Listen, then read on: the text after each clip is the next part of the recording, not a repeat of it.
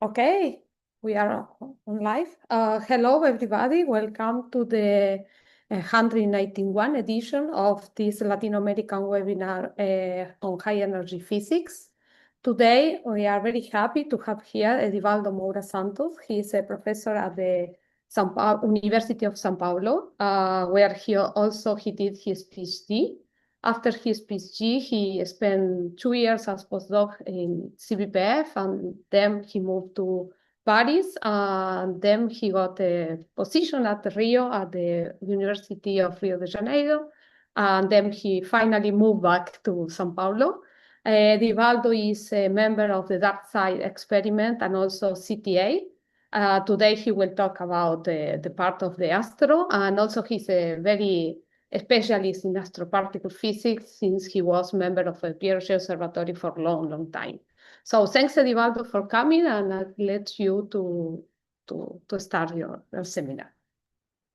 Okay, so let me share my screen here.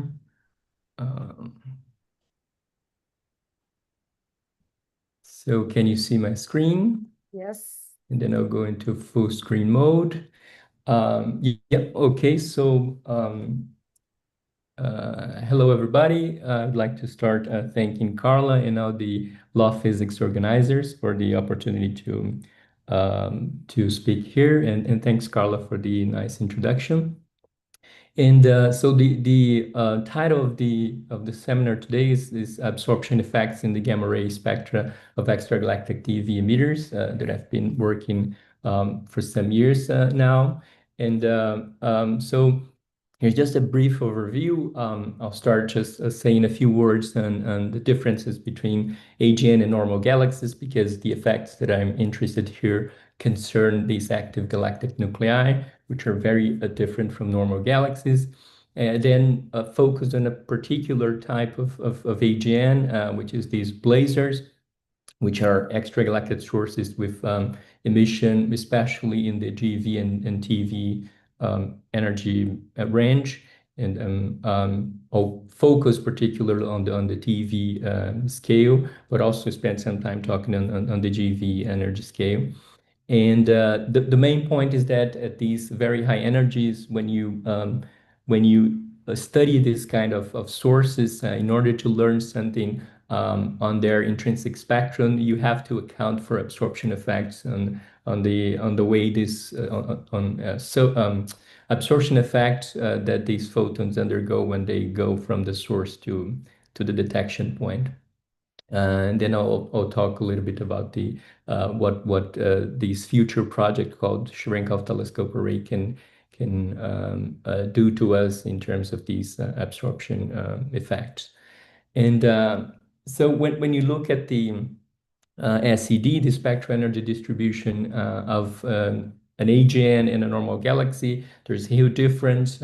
Typically, when you look at the spectrum of a normal galaxy, it is pretty much confined to the visible ultraviolet part of the spectrum.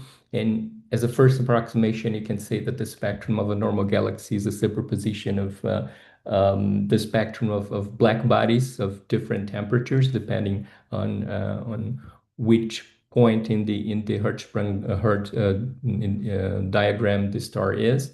But when you look at the spectrum of an AGN, like a quasar, for example, you see emission essentially over the whole electromagnetic spectrum, from radio to infrared, visible, ultraviolet, X-ray, and the very high energies in the gamma ray part of the spectrum.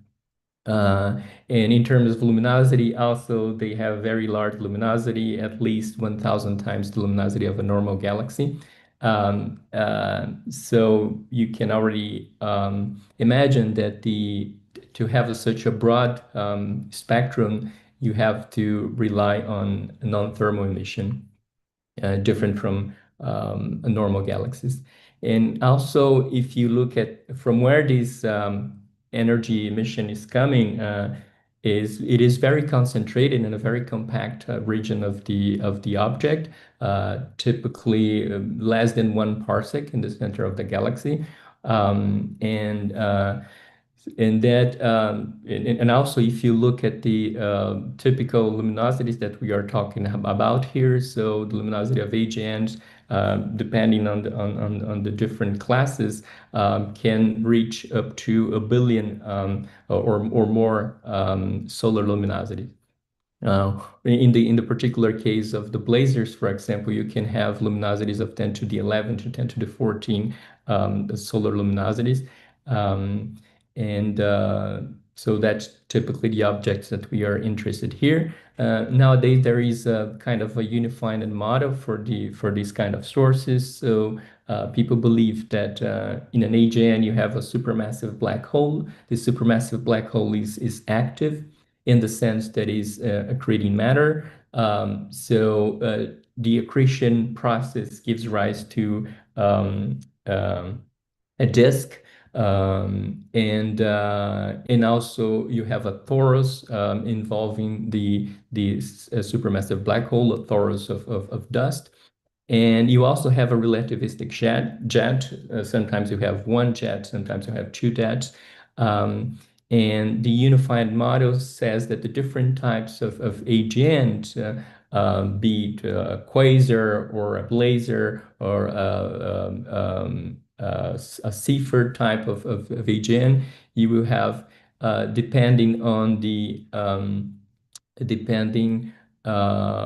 viewing angle of the observer with respect to the jet. Especially if the relativistic jet is aligned closely to the line of sight of the observer due to relativistic effects, the luminosity is boosted. And these sources, they will be very, very bright. So this is the case, for example, of blazars. So blazars are a special type of AGN in which the relativistic jet is pointing very close to the line of sight. And so their luminosity will receive a lower Lorentz boost. And these sources will be the easiest to spot at high redshift. And oops, let me see something.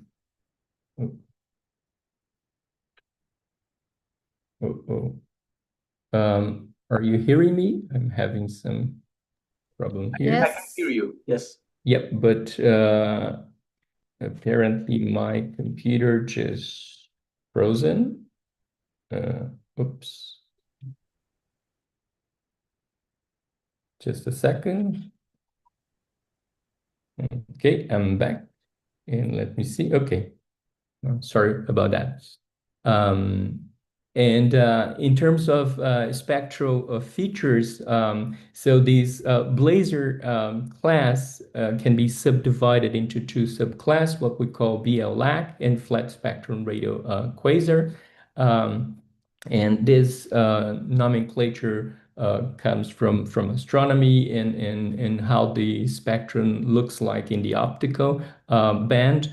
So I'm putting here two typical optical spectra of a BL-LAC and a flat spectrum radio quasar, and you can see clearly the difference. BL-LAC, they have a lack of emission or absorption lines, whereas flat spectrum radio quasar, you can clearly see emission and absorption lines in the optical.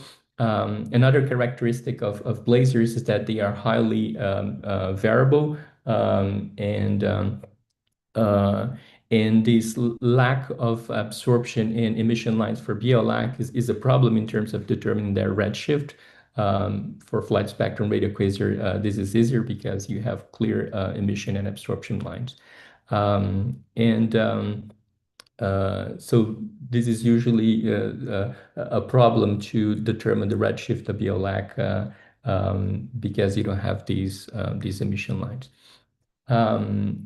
Now I'll jump into the emission of these blazars in the GeV energy scale, and how much do we know about their gamma ray luminosity function. So this here is an all-sky map from Fermi-LAT at the GeV energy scale, basically. So you see emission across the whole sky. but you see an intense emission close to the galactic plane. So this map is in galactic coordinates. So our galaxy is a strong emitter in the GeV energy range. And if you start classifying these sources that you see on the sky, in terms of point sources, you see that there are many point sources that are extragalactic in origin. So I just circled here the AGNs. In particular, the blazars detected by Fermi. So you see that they show up as point sources for Fermi. But you also have this intense emission close to the galactic plane. And one important question to be answered here is what is the gamma ray luminosity function of these agents? And what is the gamma ray luminosity function? You can see it basically as a function that gives you the average number count of AGNs in a given redshift bin, in a given luminosity bin, and in a bin also of spectral index. Okay. So you can so one way to see it is that it gives you the probability to find an AGN at a given luminosity with a given luminosity, with a given redshift and a given spectral index. The way this has been studied is by parameterizing this function. I'm just putting here in this busy slide some formulas showing the one of the parameterizations that are used nowadays, where you have a product. In this case, you have a product between a local luminosity function at redshift is equal 0 times an evolution function that will depend on redshift and luminosity. Okay, and then you try to fit this to your data. So your data will be basically triples of luminosity, redshift, and spectral index. Okay, so the Fermi data have contributed a lot in order to pinpoint the values for all these parameters that appear in this parameterization. In this particular case, we're talking about 12 parameters. And here's how good this parameterization describe the data. You have here the distribution of redshift, luminosity, spectral index, and also flux above a given threshold at Earth for the Fermi data, and the line is the parameterization. Okay, and so these are highly bright sources measured by Fermi. They all have statistical significance at detection pretty high, with a test statistics bigger than 50. And these are sources safely away from the galactic plane in order to avoid contamination from the galaxy. Okay. Um, uh, and so if you now go to if we now jump from the GeV energy range to the TeV energy range, what do we have and what we have to worry about? Okay. First, the detection technique changed a bit. So Fermi is a satellite on orbit. At TeV energy range, the flux is already too small for a detector of the size of Fermi to have enough active area to detect these gamma rays. So we rely on the atmosphere as a big calorimeter in order to do that, because the atmosphere is opaque to gamma rays at these energies. Then we will rely on the atmospheric shower created by a gamma ray converting at the top of the atmosphere. And this cascade is made out of billions of particles. They are relativistic in the atmosphere, so they will emit Cherenkov light in the atmosphere. And usually you're going to have a pool of Cherenkov photons at ground level. So these figure here shows a sketch of the Cherenkov pool at ground level. So typically it has a radius of around 100 meters, and the area inside this disk with a radius of 100 meters is typically your effective area. So we are talking about effective areas of the order of tens of thousands of square meter. So that allows you to detect sources at the TeV energy scale. Uh, and yeah, so that's basically it. So this is the Cherenkov pulse is very short, so typically a few nanoseconds at ground level. And to give you an idea, typically for a 1 TeV primary photon, you're going to have something like 100 photons per square meter, 100 Cherenkov photons per square meter reaching the ground. Here's just a slide showing how the technique works. So if you then put a Cherenkov telescope inside the Cherenkov pool, you're going to intercept part of the Cherenkov pool. And this animation shows typically what you see in the camera. So if your telescope typically has a multi-pixel camera installed close to the focal plane, and then you will intercept these 5 nanosecond light flash, which is typically in the blue and UV range, um, and um, and from that you can reconstruct incoming direction of the Cherenkov of the primary photon, and also get an estimate of the energy. Okay. Um, and this technique also needs some background rejection strategy, because cosmic rays can also produce showers that will also emit Cherenkov light. Um, Fortunately, we learn how to do that. So we do that by analyzing the shapes of the image that are formed on the camera.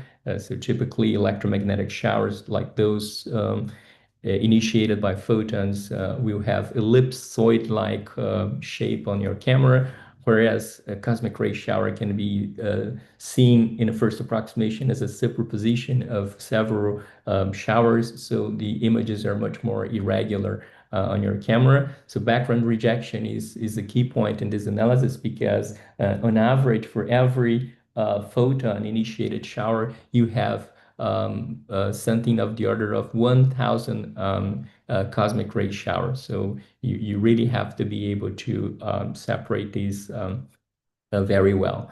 And nowadays with AI techniques, you can do this job pretty well.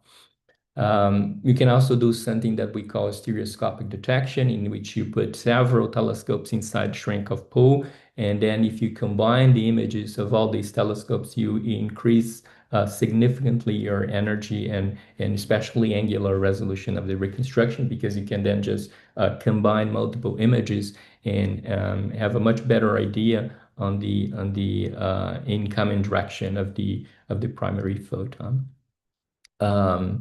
So this is typically the techniques used in the TeV energy range. You can also use a surface array detectors to detect these gamma rays, but I'll concentrate here on these IACT technique, the imaging air Cherenkov telescope techniques. Here are a few pictures of IACTs in operation nowadays. So we have arrays of these telescopes in the Canary Island, in Spain, in Namibia, like has, and also in United States with the Veritas array. So here is a catalog of TeV sources measured by these IACTs. Most of them are measured by these IACTs, and their position on the sky. Here, there's not only extragalactic sources, but you can see also a population of TeV emitters in the plane of our galaxy. These we are not interested here. We're going to focus on the extragalactic sources. And from all these sources showing up in this map, there are something like 54 extragalactic emitters at the TeV energy range. So you can see their redshift distribution on the plot on the left, and also their redshift, their spectral index distribution at the bottom right. So when you go from the GeV to the TeV energy range, one thing that you have to worry about is absorption effect during the propagation of these gamma rays from the source to Earth, because these, the sources are extragalactic. They are cosmologically distributed, so they are hundreds of megaparsec away from Earth, and then you can no longer neglect absorption effects. So the idea is that you have an extragalactic sources far away from Earth, and typically they, at least in a certain energy range, they will emit as power loss. At the very high energy of their emission spectrum, usually you have some exponential cutoff, but at least in a certain energy range, a power law emission is a good approximation. And then these photons propagate through the extragalactic medium, and these high energy gamma rays will encounter low energy photons from the extragalactic background light. And then you have the Breit-Wheeler process, in which you have electron-positron pair production in the extragalactic medium, and that can be seen effectively as an attenuation of the initial emitted flux. So typically, the spectrum observed at Earth will be different from the spectrum emitted at the source. Okay, so we have to take that into account. The process, the good news is that the process is, from the physical point of view, is very well known. This is a QED process. The cross section is very well known for a long time. It will typically depend on the energy of the high energy photon, the low energy photon, and the scattering angle. And you can see here in this slide on the left, the cross section as a function of this parameter beta, which is also shown on the slide. So beta somehow depends on the energy available at the center of mass of the interaction. So you see that it will depend on this product E prime epsilon prime, where E prime is the energy of the low energy photon, and epsilon prime is the energy of the high energy photon. So you have a degeneracy, right, in that sense, that for a given center of mass energy, you can have very high energy photons interacting with the low energy photons. But if you decrease the energy of the high energy photon, you can also compensate that, increasing the energy of the low energy photon, and still staying at the region where the cross section is significant. But typically the process also has a threshold. The energy threshold is also shown in the middle of the slide.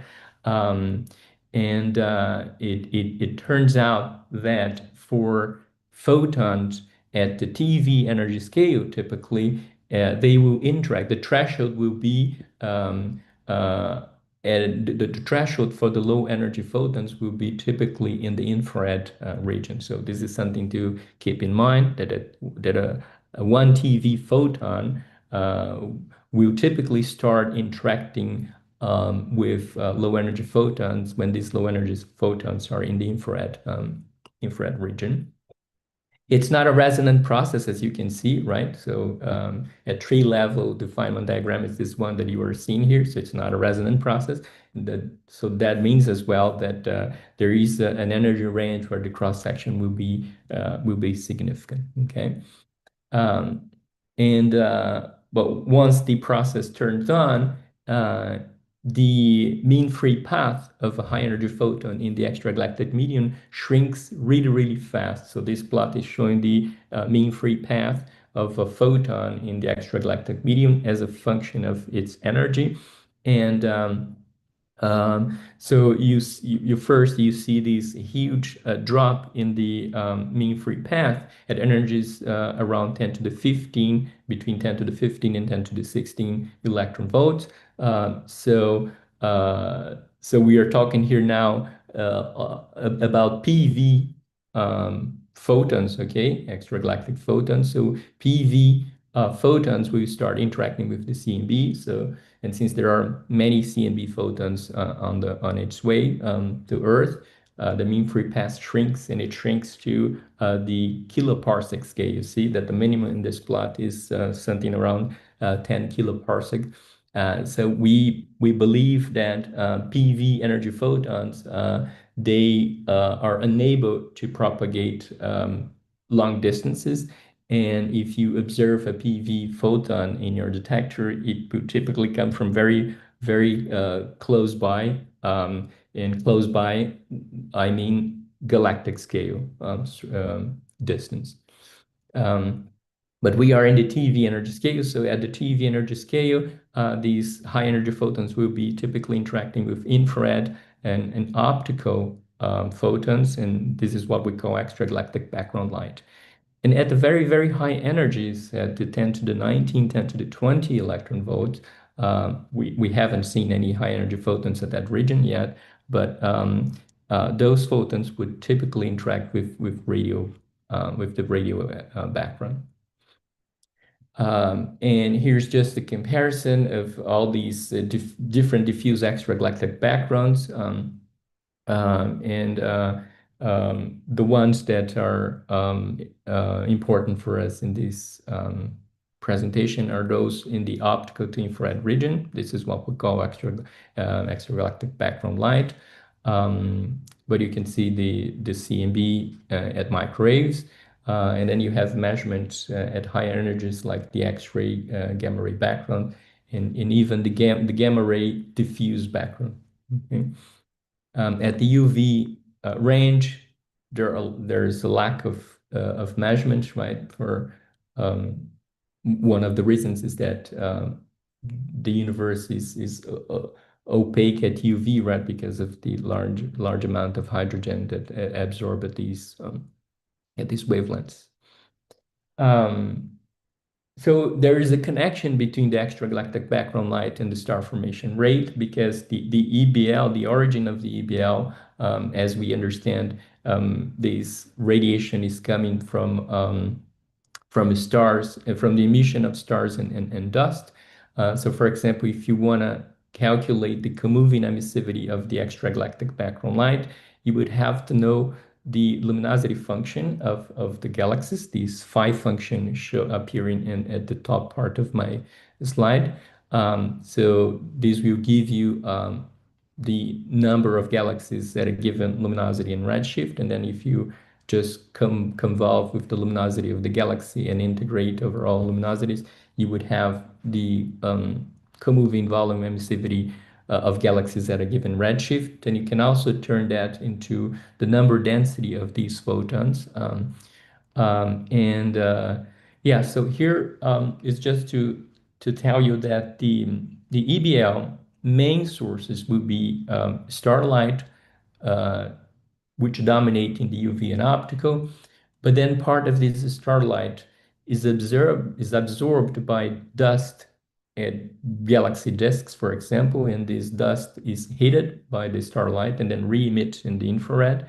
So these two combined contributions will basically fill in the spectrum from all the way from UV to infrared. But you can also think that part of the EBL can also come from the AGN emission itself, because we saw that AGN has a very broad spectral energy distribution. But you can also think about more exotic emissions, like those hypothesized population 3 stars, or more exotic, even more exotic mechanisms. If you want to calculate the brightness of EBL at a given cosmic time t at a given wavelength lambda, you can do that by solving a Boltzmann equation.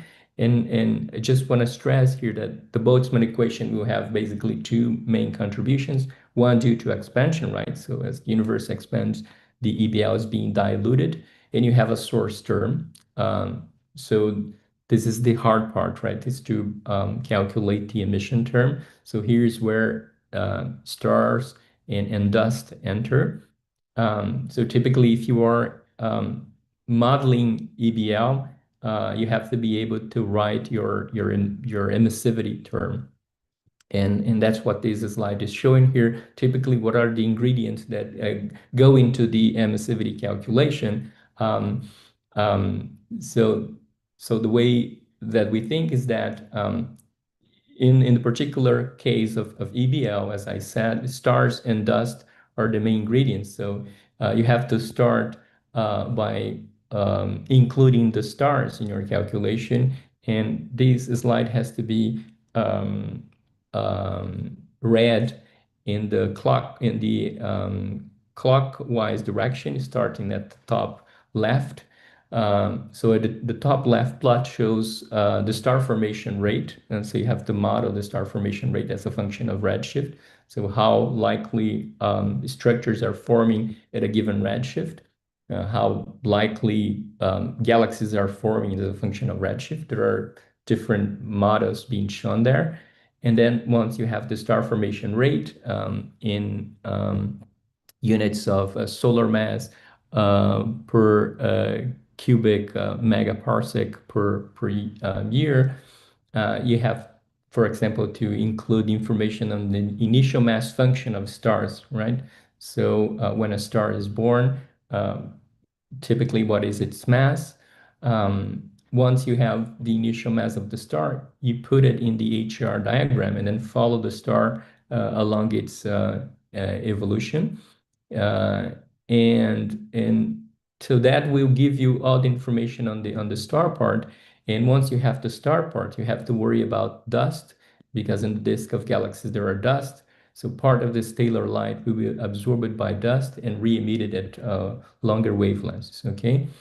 And you also need to include some cosmology, right? This dt prime dz prime term, it encodes the cosmology. So usually you will work in the lambda CDM framework. So if you put all these ingredients together, cook up the numbers, typically that's what you're going to get for a co-moving observer at redshift z equals 0. So this is the energy density of ABL photons measured by a co-moving observer nowadays. So you see that the spectrum goes from UV to the far infrared, and there are a few curves shown here. And you can see this dotted red curve at the UV to optical. This is the stellar emission. And then you have three different curves on the right of the plot, in the near to mid infrared and to the far infrared. And this is coming from dust. Okay, so a fraction of the stellar light was absorbed by dust and re-emitted at longer wavelengths. You also see experimental points. The green points, they should be interpreted as lower limits for the EBL energy density. So this is typically estimated by counting galaxies on the sky and then assuming a given luminosity in a given luminosity function. So typically we interpret the green points as lower limits, and you have these orange plots that are interpreted as upper limits. So these come from direct measurements, so trying to actually measure the EBL brightness at Earth. So this is a hard job, because there are lots of foregrounds to worry about. So as the galaxy contaminates the measurement, but most of all, our solar system also contaminates the measurements because of zodiacal light. So there are important systematic uncertainties on both the green and the yellow plot. But from the modeling point of view, which is the black curve, you can see that in terms of bolometric intensity, we're talking about radiation with 5% of the bolometric intensity of the CMB. Okay. In this particular model, the dust contribution comes in three different components. This is a particularity of this model, in which the dust was modeled as three different kinds of grains in the galactic disks. Grains that we call small, grains that we call large, and some very complex uh, molecules called PAH, polycyclic aromatic hydrocarbonate. But once you have the EBL energy density or the number density, you can just convolve with the cross section and integrate this in energy, in scattering angle and redshift, and get the optical depth of the extragalactic medium. This plot is showing the optical depth as the color code, as a function of the energy of the gamma ray and the redshift of the source from which it came from. And you can clearly see that at high energies and high redshift, the optical depth is high, is much above 1. And then at low energies and for close by sources, the optical depth is small. And there's a transition region, which we call the cosmic gamma ray horizon, where the optical depth is 1. Okay. So what are the fingerprints that we are looking for in this kind of analysis, right?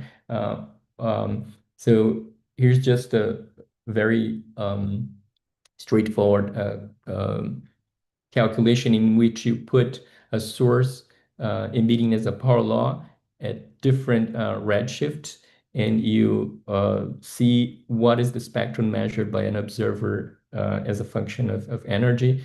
And so the black solid line is the intrinsic spectrum, and then you see as the dotted lines what different observers would see. And you can clearly see a spectral break starting just below 1 TeV, and the attenuation is becoming more and more important as you put the source farther and farther away. So that's typically the spectral distortions that we are looking at Earth.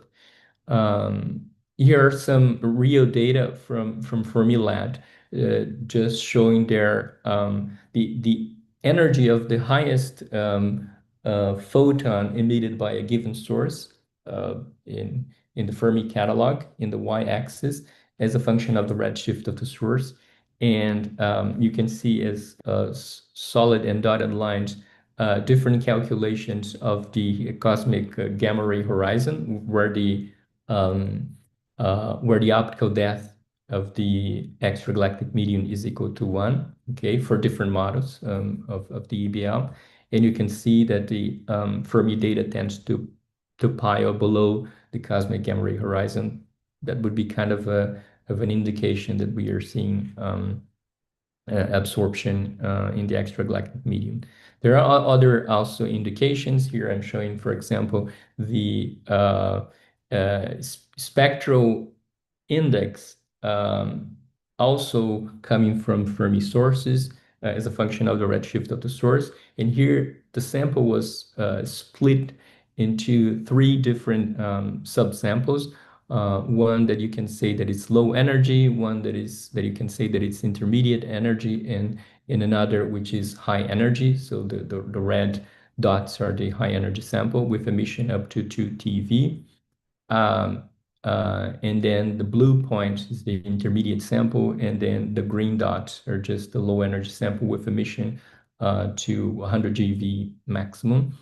And you can see that at low energies, there's no indication of a running for the spectral index, but as you keep increasing the maximum energy of the source, there seems to be a running of the spectral index with redshift, and it is such that further sources have observed the spectral index at Earth that are larger than at low energies. So that would be also interpreted as an indication of absorption in the extragalactic medium.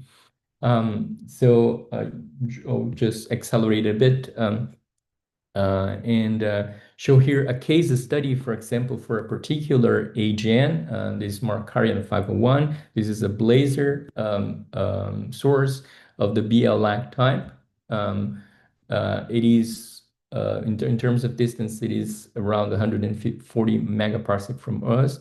It's a highly variable source, so its flux can vary a lot. And what is special about this source is that at the end of the 1990s, it went to a violent flare state, and this flare state was measured by HIGRA, Cherenkov Telescope Array in Kainura Island, working at the time. You can also see this source easily with surface arrays like Hawk, so you can see it as a bright source, as a bright extragalactic source in Hawk map. And what is special about Markarian 501? So due to this flare state, HIGRA measurements could go up to 20 TeV. So this is very, very high in energy in terms of gamma rays. And if you look at, if you estimate what will be the relative contribution for the optical depth coming from stars and coming from the dust, Markarian 501 is in a position in which you would expect that most of the absorption would be coming from dust. So this is an important point. So you can see it here in this plot at the bottom left that the relative contribution of the stars for the total optical depth. Okay, and you see that Markarian 501 is the one with the lowest ratio of a star to total absorption. So it is a good laboratory in order to study absorption at the infrared range in terms of EBL. So what we did here was an analysis in which we assumed different spectral shapes for the intrinsic emission, because this is a irreducible source of systematic uncertainty in this kind of analysis, because we don't know exactly what is the intrinsic spectrum. So the best you can do is to assume different intrinsic spectrums. So here we're assuming at least 3 different models for the intrinsic absorption, for the intrinsic, emission at the source. And the EBL model was that one based on stars per plus 3 different grain types that are that I mentioned before. The temperature of each of these grains were fixed a priori by previous measurement, and we were interested in seeing if studying the Markarian spectrum at flare state, we could say something about the relative contributions of each of these grain types at the galactic disks. Okay, and this is what you typically get. So each column here is a different assumption on the intrinsic spectrum, and the bottom line just show the contour plot for the different for pairs of grain fractions in the galactic disks. Okay, and you clearly see that there is a huge systematic uncertainty here because as you change the intrinsic spectrum, your best fit parameters they also respond to that. So this is something that is irreducible. And it comes from the fact that you are dealing with a single source, and for a single source, you have this degeneracy. You can compensate absorption due to EBL by changing the flux, the intrinsic flux at the source. So how can you go around this problem? Is to break degeneracy, you have to fit several sources at the same time, sources at different redshifts, because even though the intrinsic spectrum might be different, the EBL model for all these sources at different redshifts is still the same. Okay, and that's really the case. So here are the posterior distributions for different grain fractions. So these Fs that you are seeing are the relative fractions of different grains at galactic disks. Again, these complex molecules, the polycyclic aromatic hydrocarbonates, small grains and large grains. And you can clearly see that there is sensitivity to these relative fractions if you analyze uh, a set of sources at different redshifts. And then comes the question of what is the role of Markarian 501 in this in this kind of analysis. So we have also studied that. And so we have calculated the posterior distributions with and without Markarian 501. So you can see that the purple posteriors are without Markarian 501. So one thing that you see is that when you extract Markarian 501 from the combined feed, you immediately lose constraining power on the small and the large grain type of dust, but you still keep constraining power for the PAH molecules. So we somehow understand why is that, because small grains and large grains, they are responsible for the emission. And if I go back very quickly here, they are responsible for emission at the, oh, sorry, I think I went to, yeah, go back here. They are responsible for emission preferentially in the near infrared and in the far infrared. And in order for a high energy photon to start interacting with these photons, they have to be much above 10 TeV. Okay, so here we also analyzed the sensitivity of the fit to the assumption on the intrinsic spectrum of Markarian. Basically, we have modeled intrinsic emission at Markarian 501 with two different intrinsic spectrum, and the result is not sensitive to that. So here is the intensity of the EBL as a function of the wavelength, and this shaded region at the end of the spectrum is typically the range of wavelengths of the EBL whose photons do not interact with the Markarian photons. Okay, so the center of mass energy would be below the threshold for the Breit-Wheeler process in this case. So that's why when you remove Markarian 501 from the analysis, you basically lose your constraining power to these small and large grain. Yep, so we also analyzed how in the future we will be able to constrain these fractions. And here is a Monte Carlo simulation. So this is a forecast study using a telescope with the properties of the CTA ideal array of telescopes. And so basically you are seeing the typical resolution that you would have in the relative fractions of these grains as a function of the number of degrees of freedom of the fit. So you can see these as the number of sources that you keep putting in your combined fit. And you can see that for a few tens of sources, you already reach a very good resolution. And here the result is shown for two different kinds of observation times. Observation campaigns with less than 5 hours pointing on source, and more than 5 hours of observations.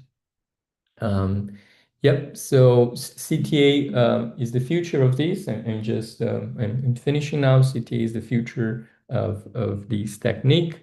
In terms of sensitivity, it will reach at least 1 order of magnitude better than the current IACTs. And people already studied the constraining power of CTA for this kind of analysis related to EBL. And I'll just finish with this plot, which is a forecast for how good CTA will be able to constrain the optical depth of EBL, the normalization in the optical depth of the EBL as a function of redshift, of the redshift of the source. And you have here current constraints based on current IACTs, and the CTA, including both statistic and systematic errors, are shown with the blue region. And you see that there's clearly an improvement when CTA will start to take data. And with that, I just wrap up. Yeah, so just saying that absorption effects are an important tool for cosmological studies, because the EBL intensity is somehow related to the star formation rate, but also is sensitive to the initial mass function and even galactic magnetic field and dust. Results that we obtained with data from IACTs taken in the last 20 years already indicated that our universe is more transparent than we initially thought. So that's one thing that I didn't stress, but with these absorption effects using gamma rays measured by IACTs, the EBL models had to be tuned as time went on with respect to the first models. And the first models show the level of absorption that was higher than what we actually see with current data. So this is a nice outcome of this kind of analysis. And the peak sensitivity of CTA will be around 1 TeV, and this is the region that is good to study EBL brightness around the mid-infrared, okay? And this region is dominated by dust, especially those complex molecules that I mentioned before. And in terms of the CTA achievements, we expect a resolution of around 5% for sources at redshift less than 0.4, or 10 to 15% for farther sources.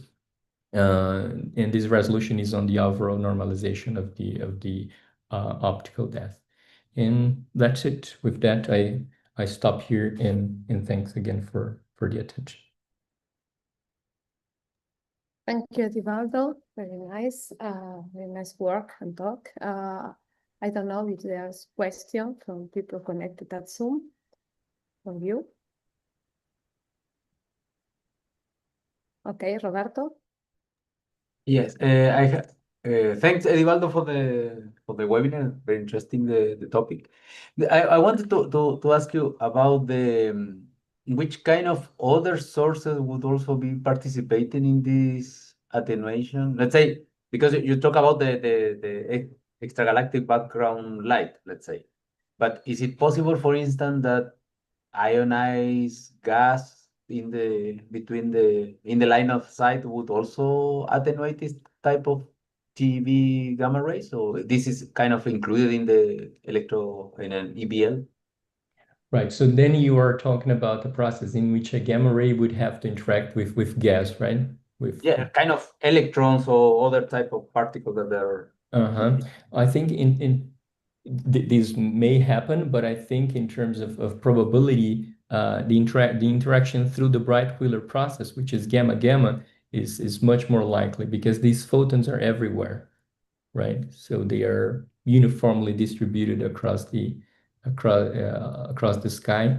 So because a key parameter is the number density of the scatterers on the way, right? So you have to travel hundreds of megaparsec, and you have to find the scatterer on your way, right? And in that terms, EBL photons are the ones that will dominate the interaction probability, I would say. And in that sense, is it expected also that this, I mean, maybe not, but kind of an homogeneous background of EBL, Right. or you expect that depending on where you're looking, you may have more or less attenuation? Right, so that's a good question. In principle, we know that there's got to be anisotropies, right? The university at small scales, you will find non-homogeneities, but we don't have resolution for that. So in this kind of studies, right, you would have to collect enough gamma rays at very, very small angular scales in order to start seeing these anisotropies. For the angular resolution and the amount of photons that we typically collect with these observatories, and a hypothesis of homogeneity is good enough.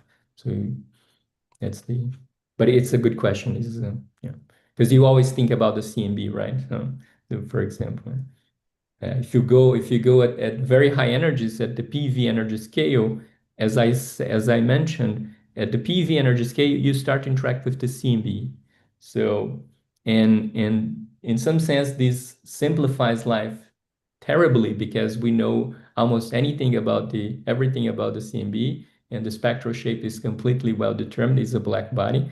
But as you do that, you see that the mean free path shrinks to galactic scale. So that means that if you measure one PV photon, and Yasu has been done this recently, it should come from the galaxy, from within the galaxy. And if you look at all those photons that they measured around PV, it's very close to the galactic plane. So it's coming to very, very nearby. So yeah.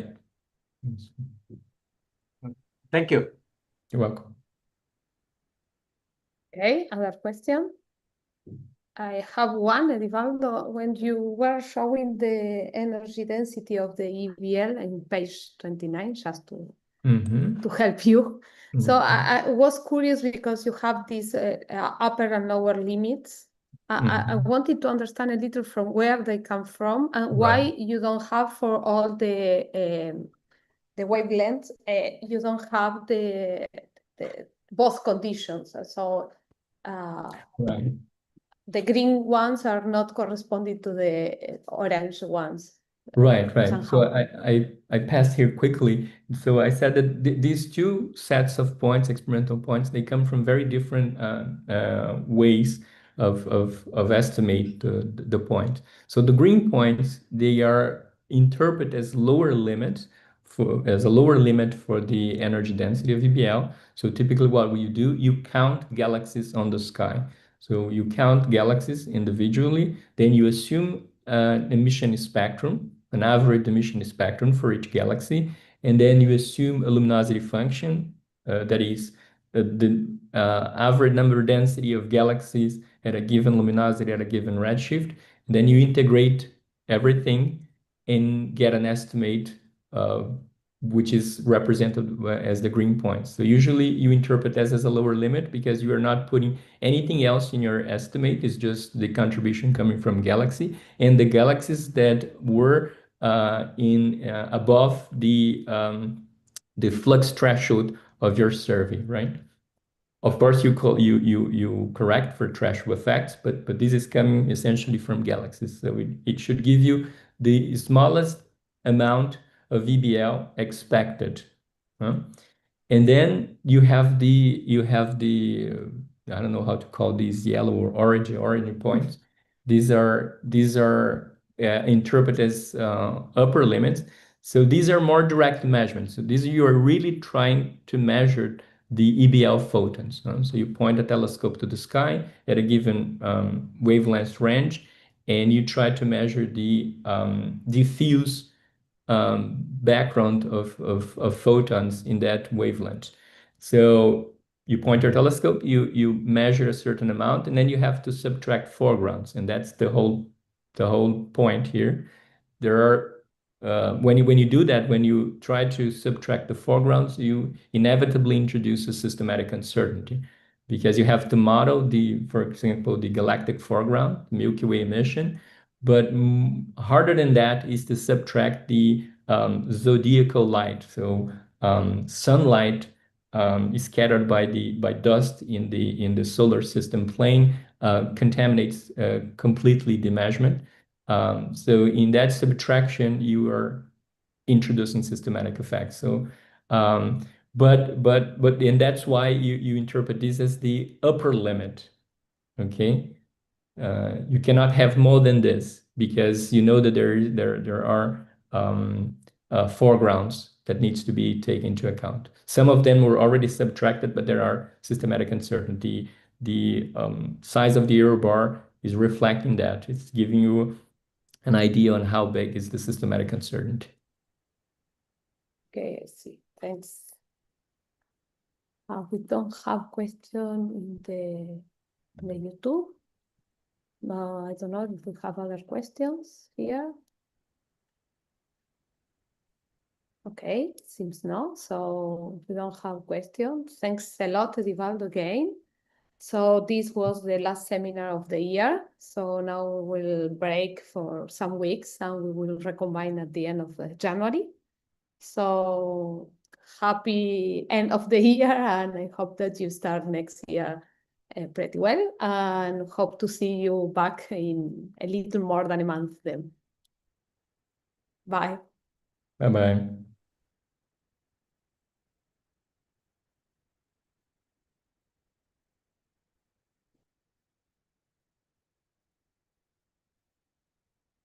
Okay. We finish.